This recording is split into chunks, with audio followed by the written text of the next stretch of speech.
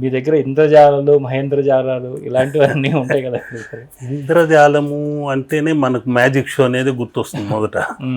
ఏదో ఇంద్రజాలము, జాలికుడు, ఇంద్రజాలము, మాయాజాలము చేస్తున్నారని. కానీ నిజంగానే అటువంటివి చిన్నప్పుడు చెప్పాను కదా, ఫాదర్ వాళ్ళు, తండ్రి మా నాన్నగారు వాళ్ళ సిద్ధయోగులతో వెళ్ళేటప్పుడు కొన్ని మూలికలు వాళ్ళు సాధన చేసేవాళ్ళు, పరిశోధన చేసేవాళ్ళు, దాంతో నివేదన చేసేవారు, దాన్ని ఆరాధన చేసేవారు. వాళ్ళ ప్రభావం ఏంటో కానీ అవి ఎక్కడైతే వాళ్ళ ఇంట్లో పెట్టుకోవడం జరిగిన వెంటనే అక్కడుండే బ్యాడ్ ఎనర్జీ మాయమైపోవటము, ఏదో వాస్తు దోషాలు తొలగిపోవటం. కొందరు తెలియక శ్మశానాలపై ఇల్లు కట్టేస్తుంటారు, అపార్ట్మెంట్లు కట్టేస్తుంటారు. ఇంకొందరు తెలియక పుట్టను పడగొట్టి దానిపైన ఇల్లు కట్టేస్తుంటారు. అది వారు తెలియక చేసిన తప్పైనా కూడా పుట్టని ఎప్పుడు కానీ శిథిలం చేసి దానిపైన కట్టకూడదు. దానికి కొన్ని శాంతులు, ప్రక్రియలు ఉన్నాయి. అవన్నీ చేయవలసిన పద్ధతులు కూడా ఉన్నాయి. అటువంటివన్నీ తొలగడానికి ఒక ఇంద్రజాలం అనే మొక్క గురించి నాన్నగారు చెప్పేవారు. దాన్ని సముద్రంలో కొన్ని మొక్కలు పెరుగుతుంటాయి, భూమి పైన కొన్ని మొక్కలు పెరుగుతుంటాయి, ఇంకొన్ని మొక్క పైన ఇంకొక మొక్క పెరుగుతుంటాయి.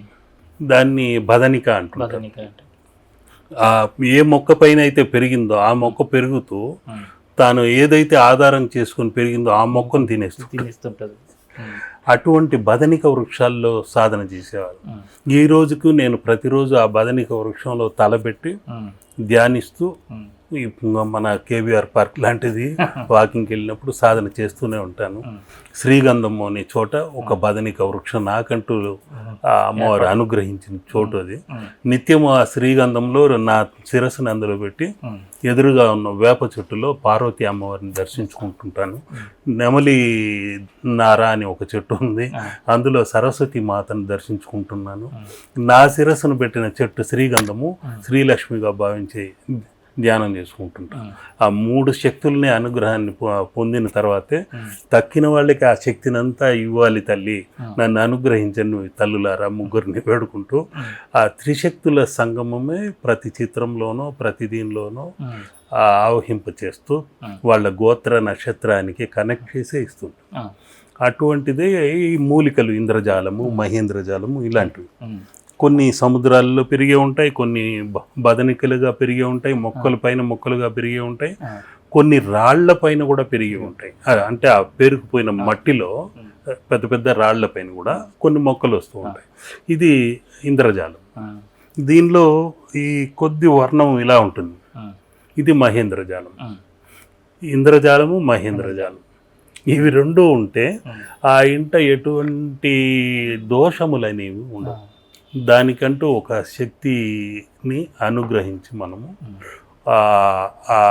వాళ్లకు ఆ ఇంట పెట్టుకున్న వాళ్ళకి అనుగ్రహం కలగాలని ఆ అమ్మను వేడుకుంటూ వాళ్ళ నక్షత్ర గోత్రాలకి అనుసంధానం చేసి ఇవ్వటం జరుగుతుంది. అప్పుడు వాళ్ళకి ఆ దానిలో ఉన్న ఎనర్జీ వాళ్ళకి ఒక బుల్లెట్ ప్రూఫ్ లాగా ఇంట్లో ఉంటుంది. ఎటువంటి చేతబడులు, ప్రయోగాలు ఇటువంటివి రావు. అందుకని ఇటువంటివి ఇవ్వటంతో పాటు ఒక అక్షయ పాత్రని 20 ఏళ్ళుగా అందరికీ ఇస్తున్నాను.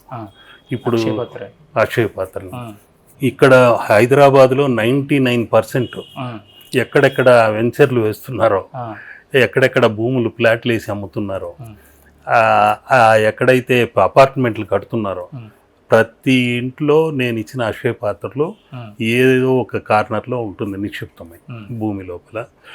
తులసి కోట ఉన్న చోట కూడా అందులో కూడా పెడుతున్నారు. ఇంకొందరు అపార్ట్మెంట్లలో పాతి పెట్టలేరు కాబట్టి పూజా గదుల్లోనూ పెడుతున్నారు. దాంట్లో 18 ధాతువులు వేసి ఇస్తుంటాను. దానిలో పంచలోహాలను, నవరత్నాలను, ఏకాక్షి, రుద్రాక్ష, గోమతి చక్రాలు, లక్ష్మీ గవ్వలను, ఇటువంటివన్నీ గురువింద గింజ నుండి క్వాడ్జు అన్ని ఎన్ని రకాల క్వాడ్జు ఉందో అవన్నీ మిశ్రమం చేసి దానిలో రాగికి సంబంధించిన యంత్రము, సిల్వర్కి సంబంధించిన యంత్రము, ఇటువంటివన్నీ దానిలో నింపి ఆ తర్వాత వాళ్ళకి ఇస్తుంటాను. దగ్గర దగ్గర అవి మన ఆలయంలో కూడా 108 ధ్యానపీఠాల్లో ఈ 108 అక్షయ పాత్రలు కూడా పెట్టాను. అందులో అక్కడ కూర్చుంటే చాలు వాళ్ళకి పూర్తిగా బాడీ, మనం ఇప్పుడు సెల్ ఫోన్ ఏ విధంగా ఛార్జింగ్ చేసుకుంటుంటాం, ఆ, అట్లా మన సోల్కి, మన ఆత్మకి రీఛార్జ్ చేసుకోవడం, కర్మరాహిత్యం, దగ్ధం చేసుకోవటం కర్మని, గత జన్మ పాపము దోషము ఏవో ఉంటాయి తెలియకుండా, ఆ సంచితములు, ప్రారంధములు, ఆగామి ఇవన్నీ కొట్టుకుపోవాలి. ఇప్పుడు మనం చిత్తశుద్ధితో క్రిస్టల్ క్లియర్గా ఉండాలి, ఒక తెల్లటి పేపర్గా. ఈ రోజుకు నేను విద్యార్థిని, ఇప్పుడే జన్మించాను, కన్ను తెరిస్తే జననం, కన్ను మూస్తే మరణం, మళ్ళీ మరుసటి రోజు నిద్ర లేస్తారో లేదో తెలియదు. కాబట్టి ఉన్నంత వరకు లోక కళ్యాణం కోసం మనం ఏదైనా సాధించాలి, చెయ్యాలనే తపన, తపస్సు.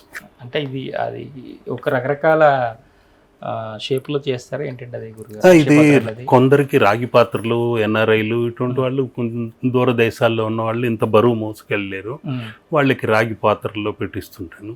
ఇది ఆనెక్స్ పార్ట్, ఇది దీనిలోనూ పెట్టిస్తుంటాను. ఇంకా కొందరు ఏంటంటే భూమిలో పెట్టేదే కదా, ఆ రాగి పాత్రలో ఇవ్వండి అంటూ తీసుకెళ్ళిపోతుంటారు. ఇటువంటి కొన్ని మూలికలు ముఖ్యమైనవి నాకున్న జ్ఞానము, అనుభవము దానిలో అంతా జోడించి ఇస్తుంటాను. సైంటిఫిక్గాను వేదిక్ సైన్స్ ప్రకారం దాన్ని కొన్ని పెట్టి ఇవ్వటం జరుగుతుంటుంది.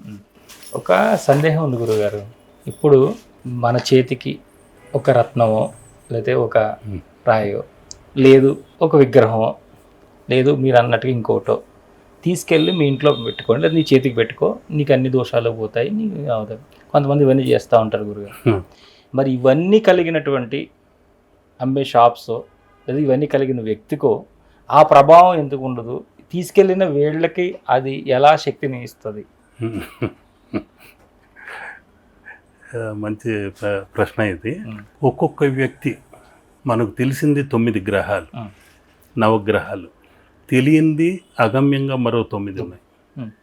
దాన్ని అష్టాదశ గ్రహ తత్వము అంటుంటాం సిద్ధ భాషలో. ఆ అష్టాదశ నవగ్రహ నాయకులు కొందరు ఉన్నారు. ఒక్కొక్క దీనికి 12 రాసుల వారికి కోటాను కోట్ల మంది ఉన్నారు. వీళ్ళలో ఎవరు ఎలాంటి వారు అని తెలుసుకోవాలి. మొదట ఏ నక్షత్రం వారు, ఏ సంఖ్యలో పుట్టారు, ఇవన్నీ తెలుసుకోవాలి. అందుకనే మన పూర్వీకులు ఏం చేశారంటే ఇన్ని కోటాను కోట్ల మందిని గణించటము, వారి గురించి గుణగణాలని తెలుసుకోవటం కష్టమని చెప్పి 27 నక్షత్రాలుగా విభజించి మళ్ళీ వాళ్ళని 12 రాసులుగా కుదించి ఆ 12 రాసుల్ని పంచభూతంలోకి కుదించారు. అంటే ఉదాహరణకు మీరు స్వాతి నక్షత్రము ఏదో నక్షత్రం అనుకోండి, వాయుతత్వం, ఉత్తరాషాఢ అగ్నితత్వం, పునర్వసు ఆరుద్ర జలతత్వము, అశ్విని నక్షత్రము భూతత్వము. ఇట్లా పంచభూతాలకు మనం ఇక్కడ 5 ఉన్నామంటే 5 రకములకు సంబంధించిన వాళ్ళే ఉంటాం. ఈ పంచభూత తత్వం ఏంటో తెలుసుకోవాలి. అగ్నితత్వమునకు సంబంధించిందే కెంపు, ఆ కెంపును మనం ధరించవచ్చు. అదేవిధంగా జలతత్వంతో ఉన్న వాళ్ళకి ముత్యము, వాయుతత్వంతో ఉన్న వాళ్ళకి, ఇలా ఒక్కొక్క తత్వంతో ఉన్న వాళ్ళకి ఏంటనేది ఒకటి చూసుకోవాలి, ఒక పక్కకు పెట్టుకోవాలి. ఇంకొకటి తీసుకోవాలి, వాళ్ళ నక్షత్రం ఏంటి. అశ్విని లేదు మేషరాశి, లేదు సింహరాశి, లేకుంటే వృశ్చిక రాశి, ఇట్లా ఒక్కొక్క రాశి గురించి తెలుసుకోవడం. ఇవన్నీ కాకుండా సంఖ్య, 1వ తారీఖు సూర్య సంఖ్య, 2వ తారీఖు చంద్ర సంఖ్య, ఇవన్నీ ఒక పద్ధతి. అందరూ అనుకుంటున్నట్టు రాహువు మహాభీకరంగా ఉంటాడు, రాహువు మింగేస్తాడు, తినేస్తాడు అని రకరకాలుగా పొరబడుతుంటాడు. రాహువు ఇచ్చేంత అదృష్టం మరెవరూ ఇవ్వరు. అందుకని ఎక్కువ మందికి నేను గోమేధికం ఇస్తుంటాను. ఇప్పుడున్న సంఖ్యాశాస్త్రం ఒక విధంగా చెప్పాలంటే అది మాయ, ప్రపంచమే మాయ. కానీ ఆ మాయా తత్వానికి ప్రతీకే రాహు. ఎందుకంటే ఇప్పటికీ భ్రమింపజేస్తున్నాడు. మనకు వారంలో సంఖ్య ప్రకారం తీసుకుంటే ఆదివారం 1, సోమవారం 2 చంద్ర సంఖ్యనే, మంగళవారం, ఈ మంగళవారం అధిపతి ఎవరు? కుజుడు. మంగళవారానికి 3వ సంఖ్య అయింది, 3వ స్థానంలో ఉన్నాడు. తర్వాత వచ్చేది 4వ స్థానంలో వచ్చేది బుధవారం. ఈ బుధ అనేది అదృష్ట సంఖ్య, అదృష్ట తత్వము, వ్యాపార తత్వము, బుద్ధి బలానికి సంకేతము, ఇన్ని ఉన్న ఆ బుధ తత్వానికి 4వ స్థానంలోకి వచ్చాడు. 4వ సంఖ్య బుధ సంఖ్య. అదృష్టాన్ని ఇచ్చేవాడే రాహు. రాహుని చూసి కొందరు భయపడుతుంటారు, కానీ హఠాత్తుగా వాళ్ళకి అదృష్టం వరించాలంటే ఏకైక శక్తి రాహు. ఓం ఐం దుమ్ దుర్గాదేవి అయి నమః, దుర్గతులన్నీ తొలగాలి, సద్గతి కలగాలి అనుకుంటూ ఆ మంగళవారము బుధవారం గనక మీరు పులిహార లెమన్ రైస్ లాంటివి నైవేద్యంగా పెట్టి ఒక 4గురికి పంచిపెట్టి చూడండి, ఉన్నట్టుండి హఠాత్తుగా ఒక అదృష్టం మీకు తలుపు తడుతుంది. అటువంటి శక్తి కలదే బుధవారము రాహుతత్వం. కాబట్టి రాహు గురించి మనం భయపడేంత క్రూరమైన తత్వం కాదు. అప్పుడప్పుడు ఆయన చంద్రుడు పట్టి వదులుతుంటాడు, అది మామూలే. అవన్నీ గ్రహరీత్యా కొన్ని జరుగుతూ ఉంటాయి. ఇవన్నీ ఏంటంటే ఈ గ్రహతత్వాల గురించి తీసుకుంటూ, ఉదాహరణకి రాహు యొక్క తత్వము, స్వాతి నక్షత్రం వాళ్ళు రాహు దశలోనే పుడతారు, శతభిషం వాళ్ళు అంతే. ఈ విధంగా రాహు దశలో పుట్టిన వాళ్ళకి గోమేధికం ధరించాలి. లేదు సింహరాశిలో పుట్టారు, కెంపు ధరించాలి. మిథున రాశిలో పుట్టారు, గ్రీన్ పచ్చ ధరించండి. బుధ దశలో పుట్టారు, ఆశ్లేష, రేవతి, ఈ నక్షత్రాలు బుధ నక్షత్రాలు. జ్యేష్ఠ నక్షత్రం బుధ, కాబట్టి ఆ నక్షత్రాలు పచ్చే ధరించాలి. ఇలా రకరకాల ఒక ముద్ర వేస్తుంటారు. కానీ వారికి సమస్య ఏంటని తెలుసుకోవాలి, వారి సమస్యకు తగ్గట్టుగా వాళ్ళ సంఖ్య ఏంటో తెలుసుకోవాలి, వాళ్ళ నక్షత్రం ఏంటో తెలుసుకోవాలి. ఇవన్నీ చూసిన తర్వాత వాళ్ళ యొక్క పంచభూత తత్వం ఏమిటో తెలుసుకోవాలి. ఇవన్నీ ఒక 5 రకాలుగా క్రోడీకరించి మనోమదనం చేస్తూనే గణించి గుణించి వాళ్ళకి ఆ స్టోన్ గురించి చెప్పాలి. ఇవన్నీ ఒక ఎత్తు అయితే, దానిలో రత్నాల్లో 4 వర్ణాలు ఉన్నాయి. మనలో ఏ విధంగా ఉన్నాయో బ్రాహ్మణు, క్షత్రియ, వైశ్య, శూద్ర, ఈ 4 వర్ణాలు రత్నాల్లో కూడా ఉన్నాయి.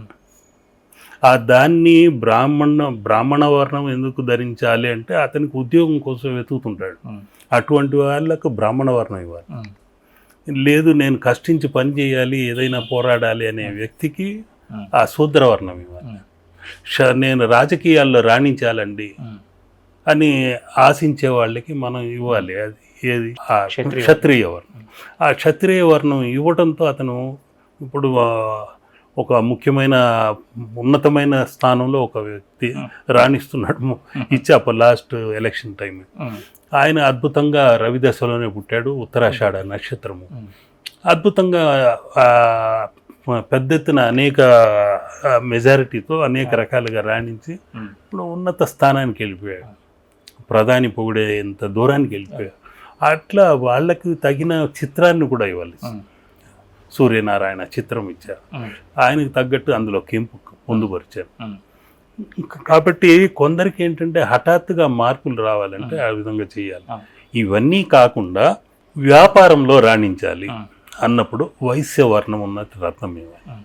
ఇవన్నీ ఈ విధంగా దాన్ని అన్నింటినీ మదనం చేసి ఆ తర్వాత వాళ్ళకి అది ఇస్తే ఫలిస్తుంది.